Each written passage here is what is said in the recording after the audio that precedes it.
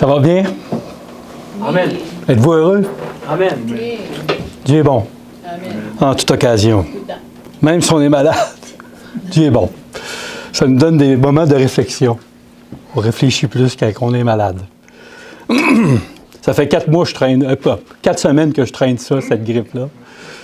Elle est difficile à partir, mais en tout cas. Dieu est bon Amen. en tout temps. Ça va être une prédication, puis en même temps un témoignage aujourd'hui. Un témoignage, puis une prédication, ensemble. On va incliner la tête. Bon Père Céleste, nous voulons te remercier de tes bontés, ton amour. Merci du privilège que tu nous donnes d'être ici ce matin. Oins mes lèvres, Seigneur. Aide-moi à disparaître pour que tu puisses être vu, Seigneur. Et que les gens voient que tu es un Dieu d'amour, que tu es un Dieu qui veut nous rendre parfaits comme tu es parfait. Fais ce miracle en chacun de nous. C'est dans le nom de ton Fils que nous t'en prions. Amen. Amen. 100% dirigé par l'Esprit du Seigneur. Je vais me rappeler, il y a en 1981, j'ai eu un très grave accident d'automobile. J'ai rentré dans un pont. Le pont, si je n'aurais pas rentré dans ce bloc de ciment-là, j'aurais tombé dans la rivière. Parce qu'un mois plus tard, il y a eu un même accident à cette place, puis la personne est décédée à cette place. Nous, on était 3. J'avais pris plusieurs verres de boisson, plusieurs verres. Puis il y a une personne à la place où j'étais, elle m'a demandé « Veux-tu me reconduire chez moi? » J'ai dit « Ça va me faire plaisir de te reconduire. » Mais on ne connaît pas notre situation quand on est en boisson. Puis j'ai rentré dans le mur. Il y avait la personne qui était en avant de moi a eu une commotion cérébrale. La personne en arrière, elle a passé par-dessus le banc, puis elle est tombée sur la boîte de transmission. Pendant presque 2 ans, elle a été en chaise roulante. Puis moi, j'avais un carcan, une jambe cassée, un bras cassé. Puis à chaque fois que j'allais à Port-Cartier, où que ça s'est passé, je rencontrais les gens, puis je me sentais petit. Je ne me sentais pas heureux à chaque fois. Pourtant, c'était ma place que j'aimais le plus aller. Mais le poids était là de plus en plus. Puis à chaque fois pendant plusieurs années, c'était une période d'à peu près 1 an ou 2, pas 2 ans à peu près, à chaque fois que je m'arrivais pour dormir, je refaisais comme l'accident. Je me réveillais en sursaut, j'étais tout humide. Puis là, je demandais au Seigneur de m'aider. Je demandais, mais je ne connaissais pas vraiment le Seigneur, mais je demandais au Seigneur de m'aider. Puis, qu'est-ce qui s'est passé? Il y a eu une conférence de gérardisme.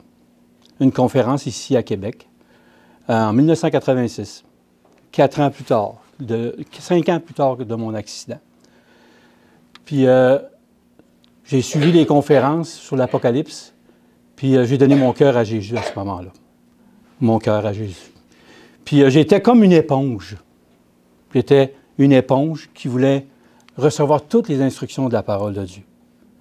Puis, j'étais un enfant qui était bouillant pour le Seigneur. Je m'intéressais à tout ce qui se passait dans l'Église. J'étais un gars actif, énorme, dans l'Église. Puis Dieu me bénissait à grandir dans ça. Puis, j'ai entendu la conférence, puis il me disait, dans Galates 5, versets 19 et 21, « Les œuvres de la nature humaine sont évidentes. Ce sont l'adultère, l'immoralité sexuelle, l'impureté, la débauche, l'idolâtrie, la magie, les haines, les querelles, les jalousies, les colères, les rivalités, les divisions, les sectes, l'envie, les meurtres, l'ivrognerie, les excès de table et les choses semblables. Je vous préviens, comme je l'ai déjà fait, ceux qui ont un tel comportement n'hériteront pas du royaume de Dieu. » Ce verset-là, l'ivrognerie, de boire de la boisson forte. Dans Romains 13, versets 12 et 13, il nous est dit « La nuit est bien avancée. » En 1986, elle était bien avancée. Le jour approche. Débarrassons-nous donc des œuvres de ténèbres et revêtons les armes de lumière. conduisez-nous honnêtement, comme en plein jour, sans orgie, ni ivrognerie, sans l'immoralité, ni débauche, sans dispute, ni jalousie. On voit ici, ni l'ivrognerie. Dans 1 Corinthiens 5, verset 11, « En fait, ce que vous ai écrit, c'est de ne pas entretenir des relations avec quelqu'un qui, tout en se disant votre frère, vit dans l'immoralité sexuelle, est toujours désiré de posséder plus l'idolâtre, calomniateur, ivrogne ou voleur, de ne pas même manger avec une telle homme. » C'est grave. Dans 1 Corinthiens 6, versets 9 et 10, « Ne savez-vous pas que les gens justes n'hériteront pas du royaume de Dieu? Ne vous y trompez pas. Ni ceux qui vivent dans l'immoralité sexuelle, ni les idolâtres, ni les adultères, ni les travestis, ni les homosexuels, ni les voleurs, ni les hommes toujours désireux de posséder plus, ni les ivrognes, ni les calomniateurs, ni les exploiteurs n'hériteront du royaume de Dieu. » Pour moi, quand j'ai entendu ça, j'ai décidé au Seigneur. Denis Fortin est venu chez nous me présenter pour le baptême. Je me souviens, il est venu chez nous parce que j'avais fait les conférences, puis j'avais dit « Ah, je suis intéressé au baptême. » Puis il est venu me voir. Il dit « Alain, tu bois-tu? Tu fumes-tu? » J'ai dit « Oui, je bois, puis je fume. » Puis on a des plans de 5 jours pour arrêter de fumer, pour que tu puisses arrêter de fumer. Mais je ne voulais pas que ce soit par quelque chose que j'arrête de fumer. La boisson, j'ai arrêté du jour au lendemain. J'ai plus bu de boisson. Quand j'ai rentré dans l'Église, je me suis fait baptiser. La cigarette, j'ai eu une difficulté. Ça a été, j'ai fait 3 fois des rechutes pour arrêter de fumer. La dernière fois que c'est arrivé, je ne sais pas ce qui s'est passé, je venais de quitter l'Église. Puis là, j'avais plein de pensées dans ma tête. Puis en débarquant de l'autobus, j'ai dit, ce serait bon une bonne cigarette. J'ai débarqué de l'autobus, j'ai été au dépanneur, je me suis acheté un paquet de cigarettes. Puis là, j'ai parti à pleurer comme un petit bébé. J'ai fumé 3-4 cigarettes en ligne, sans arrêt. Là, j'ai parti à pleurer. J'ai dit, hey, Seigneur, je t'aime plus que ça. Je t'aime plus que ça. Puis il m'a donné la victoire sur ça. Amen. La victoire. Je n'ai jamais refumé après ça pendant un certain temps. Mais Dieu m'avait donné la victoire totale. C'est fantastique. Quand on connaît la victoire, je suis un pécheur. Je suis un alcoolique. Je suis un drogué. Puis je suis toujours un pécheur. L'ivrognerie, mes frères et sœurs, est un péché. Mais l'ivresse ouvre aussi la porte pour beaucoup d'autres péchés qu'on peut avoir. Nous ne voudrions pas que, imaginez, moi j'aime prendre l'avion, mon frère vient de prendre l'avion, imaginez que le pilote serait en train de boire, puis il voudrait conduire l'avion. Ça serait... t'embarquerais pas, hein? Moi, j'embarquerais pas. Ou d'un coup, dans un autobus, un chauffeur d'autobus qui prendrait un coup, puis vous voudrez prendre l'autobus, vous ne voudriez pas embarquer dedans. Quand on est en boisson, on perd les choses. Il faut être conscient du danger. Celui qui est enivré est moins sensible aux dangers spirituels. Dans cette condition, il est plus apte à commettre des péchés sexuels, insulter, devenir querelleur, même violent, gaspiller l'argent que Dieu lui donne, lui confie, être négligent dans son travail. Et il y a des routes montagneuses. J'ai vu un reportage, ça fait plusieurs années, il y avait un autobus, le gars conduisait un autobus au Mexique, sur une montagne haute, puis c'était juste un petit chemin qui passait pour conduire ça, là. Puis en bas, c'était le précipice total. Puis là, j'ai dit, comment il fait pour chauffer ça? C'est sûr qu'il n'était pas en boisson, ce gars-là. Il était correct. On voit qu'est-ce qu'on est... quand on est avec la boisson ou quoi que ce soit d'un substitut, on n'est pas là. On n'est pas là. On pense qu'on est là, mais on n'est pas du tout là. Même juste un verre. même juste un verre.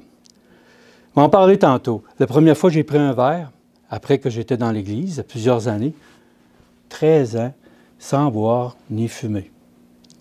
Le premier voyage que j'ai fait en voyage, c'est là que j'ai laissé tomber. J'ai goûté un verre avec ma femme, un verre de vin, puis on sentait la chaleur qui était là, dans notre cou. Puis ça a été comme... oh, c'est pas grave, hein, mais plus ça entraîne. Un verre, c'est pas grave, j'ai eu la victoire sur le péché. Ça fait 13 ans que je n'ai pas bu. Dieu m'a donné la victoire. Je n'ai même pas fumé. J'ai eu la victoire. Je n'ai jamais tombé. 13 ans de temps. Puis j'ai entraîné ma femme à faire la différence là-dessus. J'avais un penchant vers ces choses-là. Puis Dieu met des situations. Quand j'ai commencé à travailler comme agent d'assurance, je partais souvent ailleurs pour aller travailler.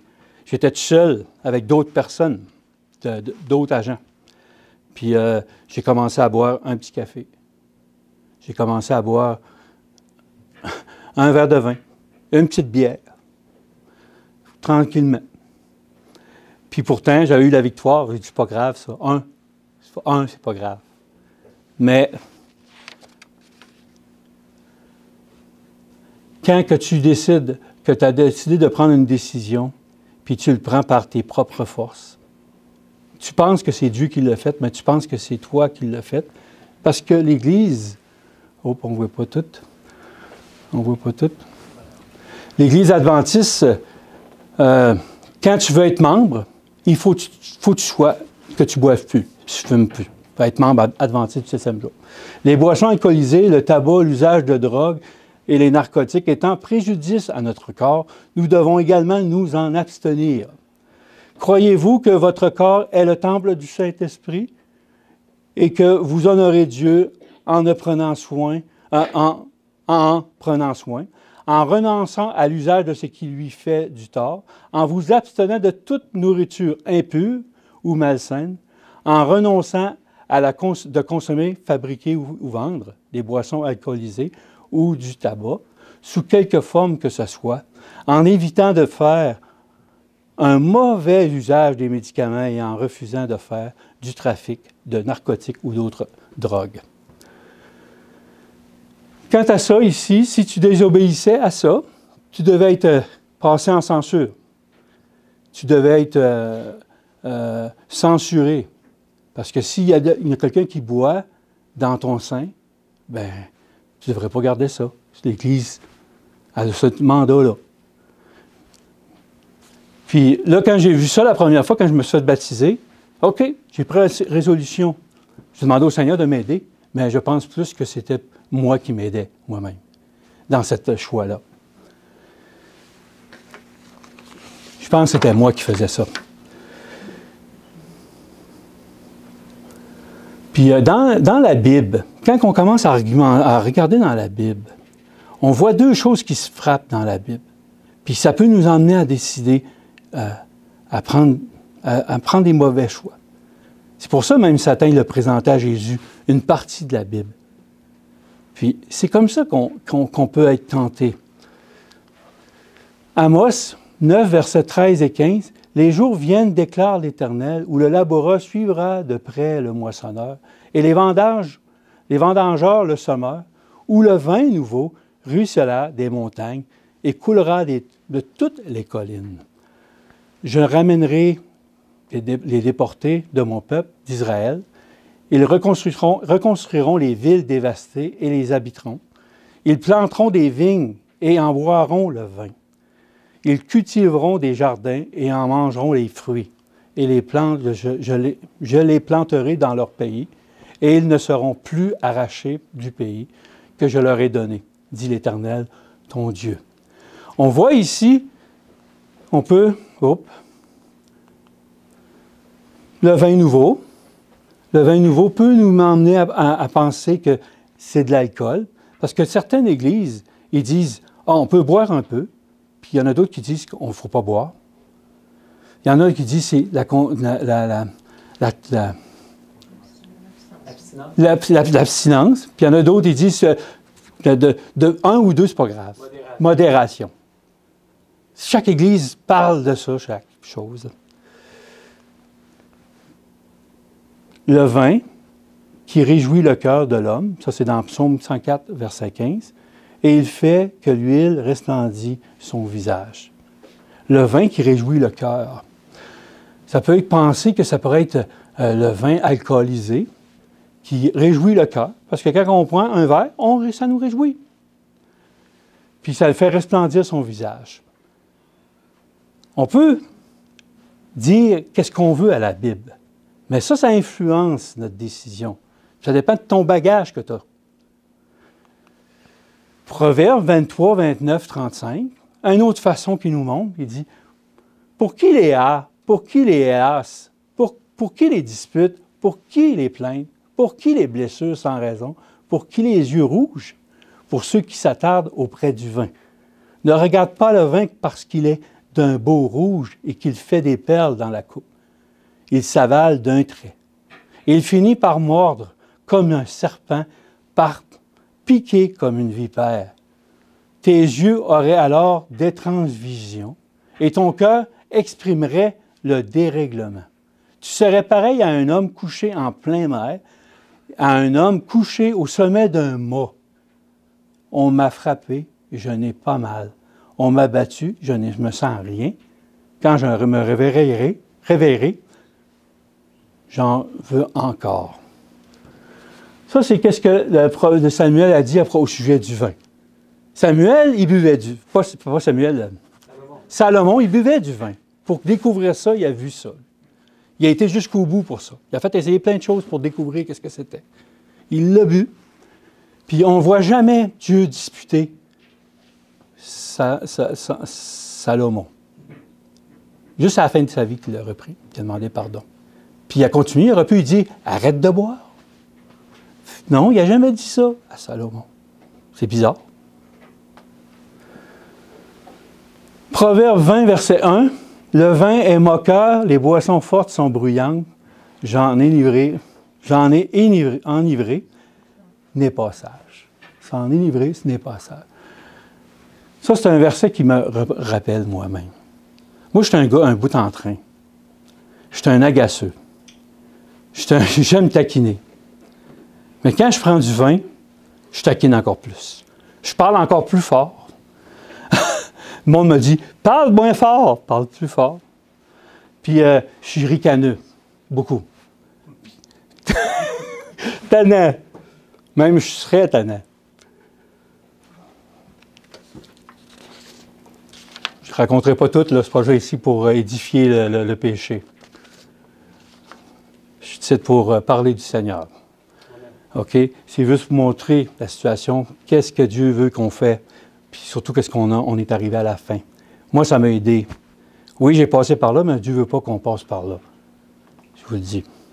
Personne ne se met à boire avec l'intention de ressembler à un soulard ou à quelqu'un qui est dans la rue, qui traîne dans la rue. Personne ne se met à boire avec l'idée de briser sa famille, de ses relations. Personne. Cela n'arrivera plus jamais. Je saurai arrêter à temps. On a trop confiance en soi-même. Que celui qui croit être debout prenne garde de tomber. 1 Corinthiens 10, verset 12. Puis Dieu, Satan s'acharne sur encore plus les gens qui sont dans le Seigneur. Il essaie de trouver la faiblesse pour que l'Église de Dieu soit anéantie. Puis il fait toutes ses forces. Puis il y avait un verset dans la Bible, j'ai toujours lu, puis ce verset-là, moi, ça m'a aidé à m'en aller dans la mauvaise direction, cette histoire-là, de Job, de Noé. Dans Genèse 9, versets 20 et 29, Noé commença à cultiver le sol et planta de la vigne. Il but du vin et devint ivre, si bien qu'il se dénuda au milieu de sa tente. Sem, le père de Canaan, vit la nudité de son père et en parla à ses 2 frères qui se trouvaient à l'extérieur. Alors Sem et Japheth prirent un manteau, le mirent sur leurs épaules, marchèrent à reculons et couvrir la nudité de leur père. Comme ils se détournaient la tête, ils ne virent pas la nudité de leur père. Lorsqu'il eut fini de cuver son vin, après plusieurs temps, Noé apprit ce qu'il lui avait fait son fils cadet. Il dit, « Maudit soit Canaan, qu'il soit le dernier des esclaves pour ses frères. » Il dit encore, « Béni soit l'Éternel, le Dieu de Sem, et que Canaan soit son esclave. Que Dieu élargisse le territoire de Japheth, qu'il habite dans la tente de Sem, et que Canaan soit son esclave. » Noé vécut 350 ans après le déluge. Il vécut en tout 950 ans, puis il mourut. C'est une histoire qui est troublante. On voit que Dieu ne le réprimande pas. Pourtant, ça aurait dû être réprimandé. Puis lui, Noé, il réprimande ses fils. Pas parce qu'il avait bu, parce qu'il avait eu manqué de respect vis-à-vis de lui. Mais Dieu, dans l'histoire, on lit ça, puis il n'y a pas d'explication. Puis ça veut dire pour moi, dans ma tête, enfant, chrétien, que Dieu permet qu'on puisse prendre un verre. Dieu permet qu'on prenne un verre. Parce qu'il l'a accordé à Noé. Noé, qui représente, même Jésus disait, même qu'est-ce qui va se passer dans le temps de Noé, va arriver la même affaire dans notre temps.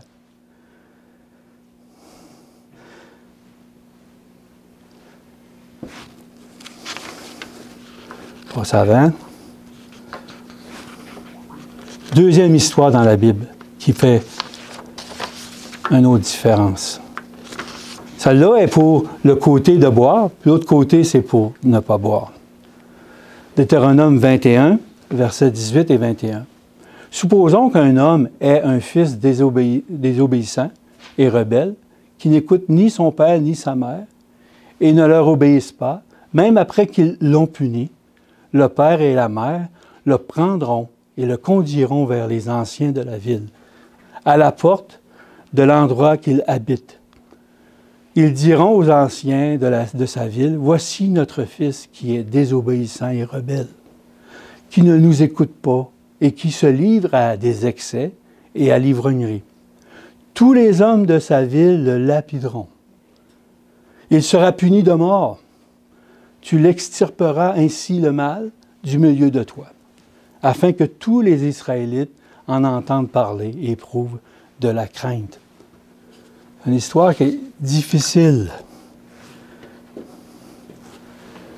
C'est une histoire qui trouble d'être emmenée comme que l'Église adventiste faisait. On devrait penser que quelqu'un boit, il devrait passer dans le conseil de l'Église, puis là, il devrait le censurer. C'était pas le lapider, mais le censurer, le mettre à part, pour que toute l'Église le sait qu'est-ce qu'il a fait. Pour que les gens ne tombent pas dans le même piège. Dans la Bible, il y en a que Dieu a choisi de ne pas boire. On a étudié ça il y a 3 semaines. Il y avait Jean-Baptiste. Il y a Samson. Il y a plusieurs peuples, même comment on appelle ça, les Nazariens. Nazariens, quand il y avait une mission spéciale, ils demandaient de ça. Puis il y a un autre peuple, là, une tribu qui était nomade, semi-nomade, que dans la Bible, on voit ça dans Ésaïe, je pense que c'est Ésaïe 35. Bien, ça, il y a des choses qui se passent, que Dieu a une mission. Puis quand on lit que Dieu choisit, Lévitique 10, versets 8 et 11, l'Éternel dit à Aaron, « Tu ne boiras ni vin ni boisson alcoolisée, toi ainsi que tes fils, lorsque vous entrez dans la tente de la rencontre, sinon vous mourrez. » Quand on voit ce verset-là, on lit ça. Si on lit entre les lignes, ça veut dire que tu peux boire quand tu n'es pas au service, mais quand tu t'en vas au service, il ne faut pas que tu rentres de boisson dans l'affaire. Vous savez, quand les enfants d'Aaron sont morts, à cause qu'ils avaient pris un feu étranger, mais ils avaient fait ce service-là en étant en boisson. C'est pour ça que si on lit l'histoire, quand j'ai lu ce verset-là, comme je buvais de temps en temps, après, j'ai rencontré Claude Lemay, puis j'ai dit, « Claude, tu sais, je prends un verre de temps en temps. J'ai recommencé à prendre du vin, une bière de temps en temps quand j'ai fini mon travail. Puis, je te le dis d'avance, là, si tu ne veux pas que je prêche, je vais arrêter de prêcher à ton église. Puis, quelques années, pendant à peu près 3-4 ans, que je n'ai pu prêcher ici à Québec. Pourquoi qu'après ça, on a un jour, ils m'a demandé, « Veux-tu prêcher? » J'ai dit « Oui. » Dieu veut que je parle en son nom. J'ai dit « Il n'y a pas de problème. » Là, je suis revenu, j'ai commencé à prêcher ici. Juste avant la COVID. Juste avant la COVID. Quelques mois avant, j'ai commencé à prêcher, j'ai recommencé à prêcher. Mais je n'ai jamais prêché en boisson. J'ai jamais rentré ici en boisson ou quoi que ce soit. Puis j'ai jamais bu la semaine d'avant que je venais prêcher. Pour moi, c'est sacré prêcher, de venir en avant pour parler de Dieu. Mais là, Dieu travaille dans mon cœur. Il travaille dans mon cœur. Parce que avant ça, je ne connaissais pas Jésus. Toutes ces années-là que j'ai faites, je ne connaissais pas. J'étais légaliste. J'ai mis des fardeaux sur mes enfants. Je les aime, mes enfants. J'ai 3 enfants. Une qui est décédée, là, mais c'est encore mon enfant. Ma femme, on a tout le temps été dévoués dans l'Église. Mais à un moment donné, il s'est passé une chicane dans l'Église. Puis au lieu de demander au Seigneur l'assistance de régler ce problème-là, bien, on s'est éloigné de l'Église. Mais Satan s'est acharné sur ça pour nous faire tomber. Il faut qu'on puisse qu'on lâche toute l'Église. Puis, plus que je voyais les versets qui devraient être lapidés, puis que Dieu pardonne, que Noé n'a pas été réprimandé, mais Dieu est en train de travailler dans mon cœur. Parce que ces versets-là, à chaque fois que quelqu'un me disait, « Ben moi, Noé, Dieu ne l'a même pas réprimandé pour qu'il prenne un verre. Pourquoi tu me réprimandes? » Mais Dieu veut préparer un peuple. Il prépare un peuple. Mais il faut comprendre ça, la préparation du peuple. Quand que Dieu choisit des personnes en particulier, là, il choisit un peuple en particulier. J'espère que vous suivez. C'est correct pour vous autres à date. Pour moi, c'est très... Je remercie le Seigneur parce que Dieu travaille dans les cœurs, puis Dieu montre la réalité qu'il veut nous changer dans toutes choses. Parce que j'ai aimé quand on m'a demandé Sébastien m'a demandé pour me consacrer à l'Éternel. Puis là, ça m'a donné une réalité que si j'étais consacré à l'Éternel, il ne fallait pas que je prenne un verre. Puis il m'a demandé, t'as-tu arrêté de boire? J'ai dit oui, l'année passée que j'ai arrêté de boire, parce que Dieu travaillait dans mon cœur. Travaillait dans mon cœur. Mais j'ai tombé une fois, quand j'ai été en voyage. Mais j'ai demandé au Seigneur de me pardonner. Il me pardonne. Dieu nous pardonne. Il nous aime quand même. Puis là, je n'ai pas bu. Ça fait un bon bout depuis ce temps-là, au mois de mars. Je vous dis, je retourne dans le mois de février dans le sud, avec toutes les tentations. Mais je sais qu'avec le Seigneur, tout va être possible. Tout est possible. De ne pas tomber à être un témoignage vivant. Oui, continuez la phrase. Ce sera une prescription perpétuelle pour vous au fil des générations, afin que vous puissiez distinguer, c'est ça qui est frappant, distinguer ce qui est saint de ce qui est profane, de ce qui est impur de ce qui est pur, et enseigner aux Israélites toutes les prescriptions que l'Éternel leur a données par l'intermédiaire de Moïse. Pourquoi que Dieu ne veut pas qu'on boive? C'est pour qu'on puisse comprendre qui est saint, ce qui est profane, ce qui est impur et ce qui est pur. Si on boit un verre, on ne peut pas discerner. Juste un verre. C'est ça la réalité. Dans le monde qu'on vit, à la fin des temps, la Odyssée, juste prendre un verre, on vient de perdre la communication avec le Seigneur. Proverbe 21, verset 1, « Celui qui aime la joie connaîtra la misère. Celui qui aime le vin et l'huile ne s'enrichira pas. » Car l'ivrogne est celui qui se livre à des excès d'approuvissement et la somnolence fait porter des hallons. Pendant que j'étais agent d'assurance, j'ai travaillé 23 ans comme agent d'assurance. Dans les 15 dernières années, je faisais entre 120 et 150 000 par année. J'en faisais de l'argent. J'en sortais plus, ça sortait plus que dans mes heures, partout. Là, je gagne moins qu'avant, j'essaie d'en avoir plus. C'est pour dire que c'est pas parce que tu as de l'argent, mais quand tu es un petit verre, juste un petit verre, parce que moi, je suis un enfant de Dieu, juste un petit verre, c'est dangereux pour se détourner du Seigneur. Proverbe 31, 4 et 5. Ce n'est pas au roi, Lemuel, ce n'est pas au roi de boire du vin, ni au prince de rechercher des boissons fortes. En effet, en buvant, il pourrait oublier les lois de l'Éternel, et porter atteinte à la cause des plus malheureux. Quand on prend un verre, on s'éloigne, on n'écoute plus autour de nous.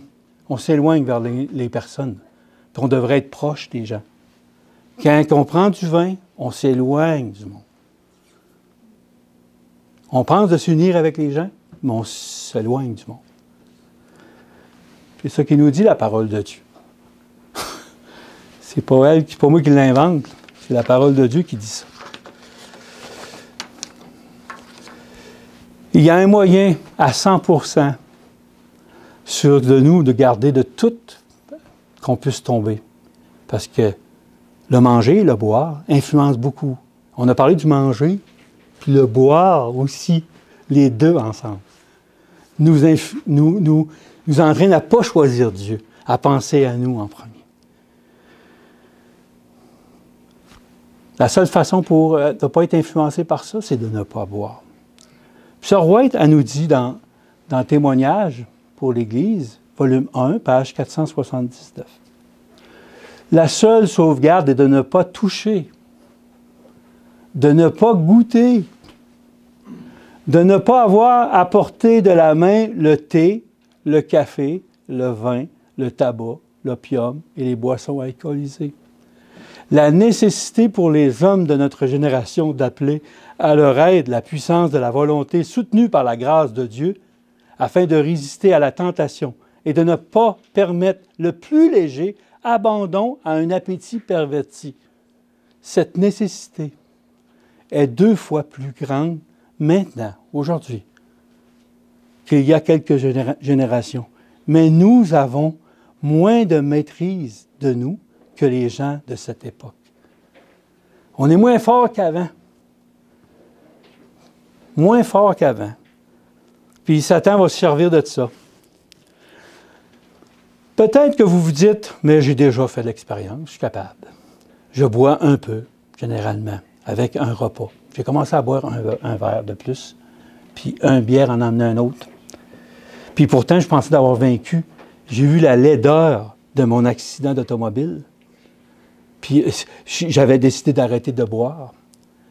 Puis quand je me rappelais de ça, je disais j'avais fait souffrir des personnes. Mais j'ai tombé. Plus tard, on oublie. Qu'est-ce qu'on peut faire de croche? Je me sens capable de me maîtriser. Cela est bien, mais tous n'ont pas le même don que vous. D'autres personnes sont facilement asservies par l'alcool. Que vous le vouliez ou non, par votre exemple, vous pourriez encourager votre frère à emprunter un chemin qui, pour lui, sera très glissant. En vous voyant consommer de l'alcool, il se dira « Alain est un bon chrétien, il est fidèle. Je l'ai vu boire la semaine passée, prendre un verre d'alcool. C'est donc normal que je vais en faire autant. » On est des témoignages vivants tout le temps, chaque instant de notre vie. Peut-être que vous lui avez même offert à boire à cette personne-là. Étant plus faible, votre frère tombe dans l'ivrognerie et perd son âme. La Bible nous exhorte de faire très attention à notre exemple. Que personne ne méprise ta jeunesse. Ça, c'est dans 1 Timothée 4, verset 12-16. Mais sois un modèle pour les croyants par tes paroles, ta conduite, ton amour, ton esprit, ta foi, ta pureté.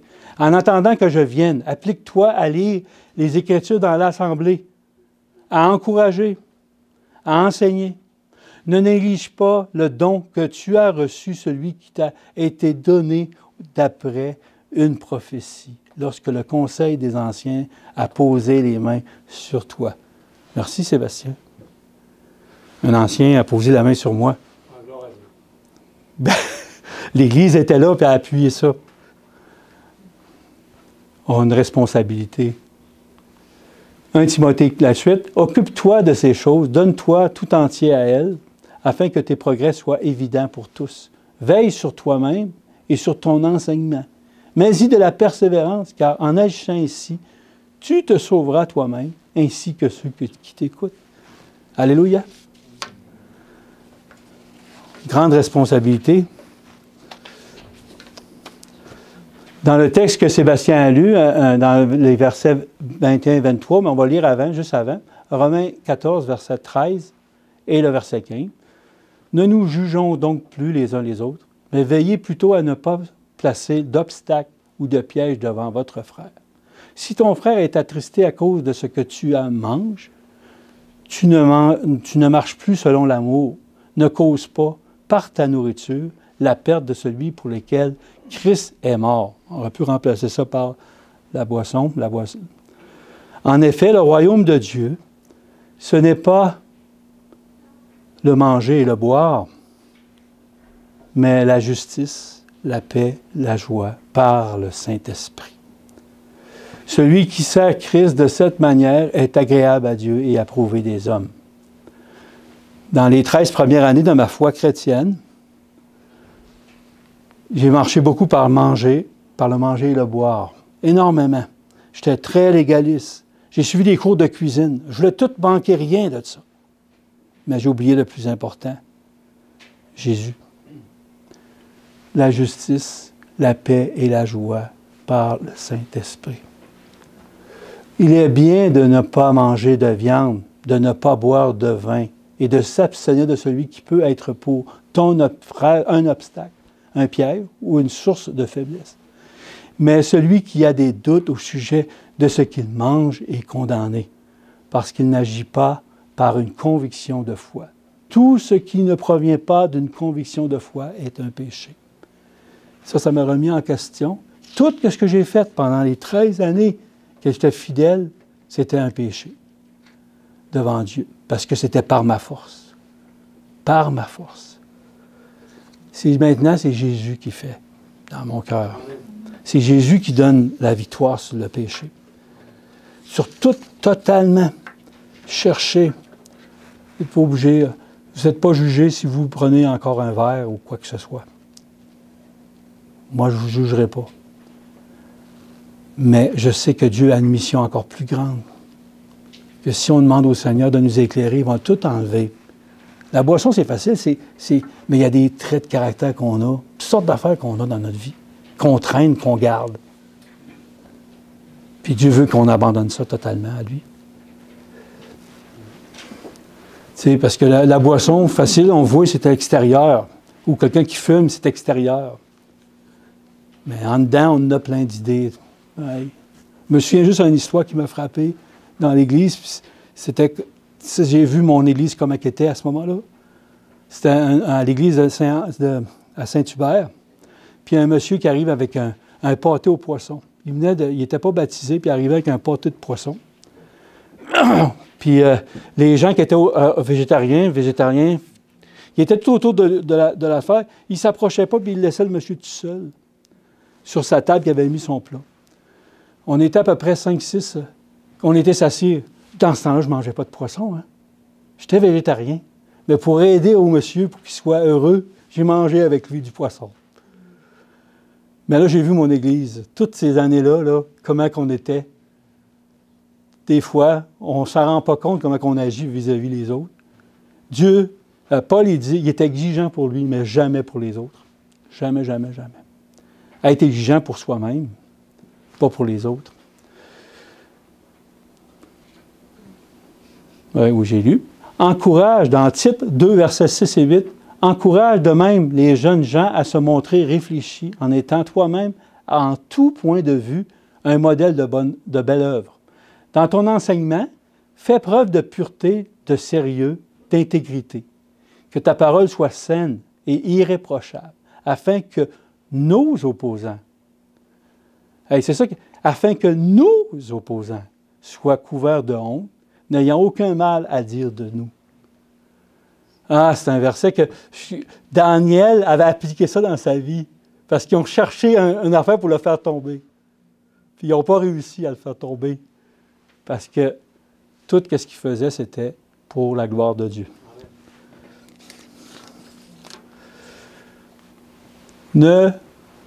Presque fini. Dans 1 Corinthiens 6, verset 19, « Ne le savez-vous pas, votre corps est le temple du Saint-Esprit qui est en vous et que vous avez reçu de Dieu. Vous ne vous appartenez pas à vous-même, car vous avez été rachetés à un grand prix. Rendez donc gloire à Dieu dans votre corps et dans votre esprit qui appartiennent à Dieu. » On ne s'appartient pas. Il faut réaliser ça dans notre cœur, qu'on ne s'appartient pas. On appartient à quelqu'un qui est plus grand encore. C'est Jésus.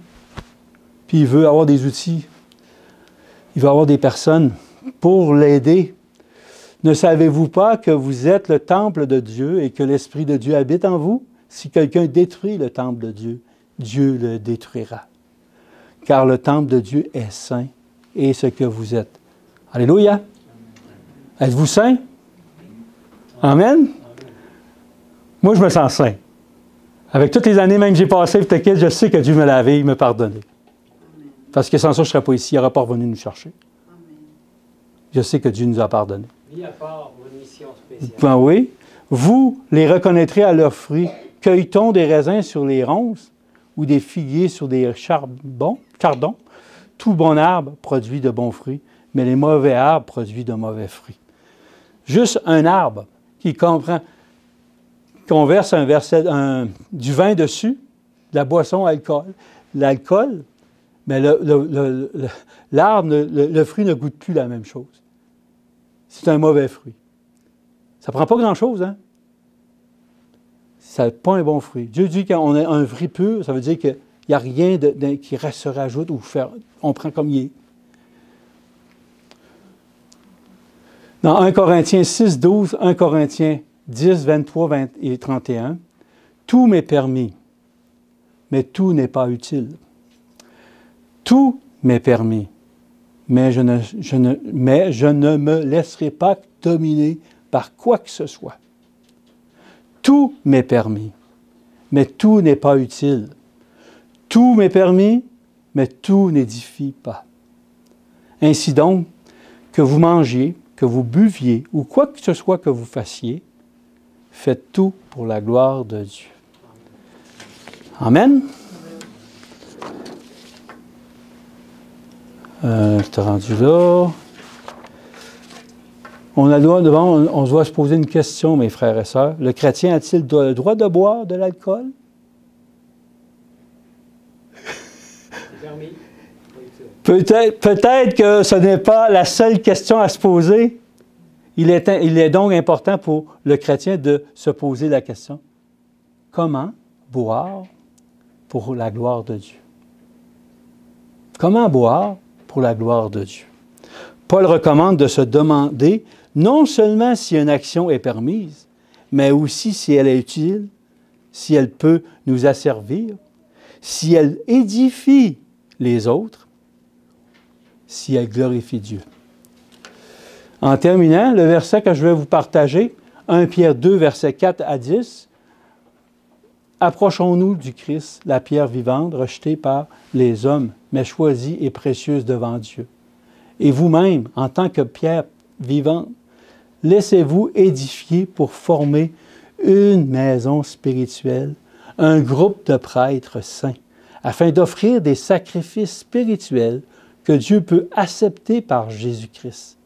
En effet, il est dit dans l'Écriture, « Je mets dans Sion une pierre angulaire choisie, précieuse. Celui qui croit en elle n'en aura jamais honte. » Il est donc précieuse. pour vous qui croyez. Quant à ceux qui désobéissent, la pierre rejetée par ceux qui construisaient est devenue la pierre angulaire. Et elle est aussi une pierre qui fait obstacle et un rocher propre à faire trébucher. Ils s'y heurtent parce qu'ils désobéissent à la parole. Et c'est à cela qu'ils ont été destinés. Vous, au contraire, vous êtes un peuple choisi, des prêtres royaux, une nation sainte, un peuple racheté, afin de proclamer les louanges de celui qui vous a appelé des ténèbres à sa merveilleuse lumière. Vous qui autrefois n'étiez pas un peuple, vous qui maintenant le peuple de Dieu, vous qui n'avez pas obtenu compassion, vous avez maintenant obtenu compassion. Alléluia. Amen. Dieu est bon. Dieu agit dans nos vies. Hier, on parlait de ça, moi et Mariette, puis on prend encore un petit café. Puis là, on a dit, on arrête ça. On a pris la machine de café.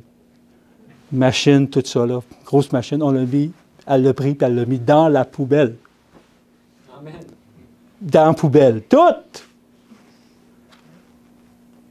De ne pas prendre de café. C'est une journée aujourd'hui de joie. C'est une journée qui commence. À chaque jour suffit sa peine, puis chaque jour, un pas à la fois. Hein? J'ai déjà eu la victoire. 13 ans. Là, je l'ai pour l'éternité. J'ai eu, des fois, je vous dis, on ne comprend pas tout le temps les affaires qui arrivent. Le lundi passé, mon frère, Richard, est venu m'aider. Puis juste avant de partir de mon travail, j'ai ouvert la porte de mon auto, puis la porte, elle ne s'enfermait plus. Je pouvais m'en aller avec l'auto, c'est-à-dire la porte, puis aller à la maison. Comme ça. Là, j'arrive, je vois Richard qui est arrivé, parce que je ne m'attendais même pas qu'il soit là, Richard. Il m'a fait la surprise. Il arrive chez nous pour monter mon garage et l'abri d'auto. Puis là, j'ai dit ça à Richard, puis il a commencé à jouer là-dessus. Moi, j'ai dit, qu'est-ce qui se passe encore? Qu'est-ce que Dieu veut? Qu'est-ce qui se passe? Je ne comprends pas pourquoi mon auto a fait encore des affaires de même. Là, je me parlais dans ma tête, ça, il dire ça. Puis là, il a joué à peu près 15-20 minutes dessus, à peu près, je ne sais pas. Il n'a pas réussi à réparer. Bon, là, j'étais en train de finir monter mon garage. Puis après ça, je vais aller au garage. Là, j'ai dit, Seigneur, c'est quoi tu veux que tu vas me dire là-dessus? Là, j'embarque dans l'auto, je tiens la porte comme ça, puis je vais au garage. Je vais faire checker ça. Puis là, je vais poser la question. Là, je ressors de mon auto. Je referme la porte, puis elle se ferme. Il n'y a plus rien de problème. J'ai retourné chez nous. J'ai dit, Seigneur, quand on demande des affaires, on ne comprend pas tout ce qui se passe, mais on sait que Dieu nous parle. Puis il a fait un miracle pour m'encourager. Parce que là, je me posais la question, encore, qu'est-ce que j'ai? Parce que là, il m'arrive des choses dans cet incite. Dieu est bon. Merci de m'avoir écouté. C'est rare que je fasse un témoignage autant de moi-même. Ça m'a pris beaucoup Oui, beaucoup. Ça fait plusieurs mois que je pense à ça, mais j'ai trouvé ça bon que ça tombe bien dans l'école du sabbat. La présomption, puis la même chose. La foi, c'est de la présomption et de la foi. J'ai bien aimé aussi que dans les derniers qu'on a eu le jeûne, ça m'a aidé aussi. J'ai bien aimé ça. Je vais être là la prochaine fois. J'espère qu'il va être en meilleure santé quand il était là. On va se mettre debout pour la prière, s'il vous plaît.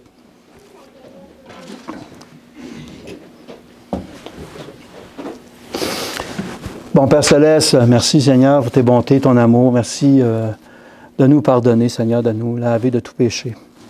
Merci d'humilier notre cœur, notre personne, chacun d'entre nous. Aide-nous à nous confier en toi pour que tu puisses faire de grandes choses de nous. Puis que tu puisses avoir des outils entre tes mains, Seigneur, pour ta gloire. On est à la fin des temps. On est dans le jour des expiations. Le jour des expiations, c'était le grand prêtre rentré dans le lieu très saint. Ça veut dire, par la foi, on est dans le lieu très saint, Seigneur. Pardonne-moi d'avoir douté qu'on n'était pas dans le lieu très saint. On l'est. C'est pour ça que tu veux qu'on soit sans tache, qu'on maîtrise toutes choses, qu'on ne soit pas tenté par que ce soit la cigarette, la boisson, le vin, n'importe quoi, que nous puissions être restés fidèles à toi, Seigneur. Montrer aux autres que nous sommes un peuple fidèle et qu'on n'a rien à se reprocher, qu'ils voient que notre vie honore toi, Dieu, et les hommes à travers nous. Merci pour tout. C'est dans le nom de ton Fils que nous t'en prions. Amen. Amen. Bon sabbat. Merci, Alain. Bon sabbat à tous.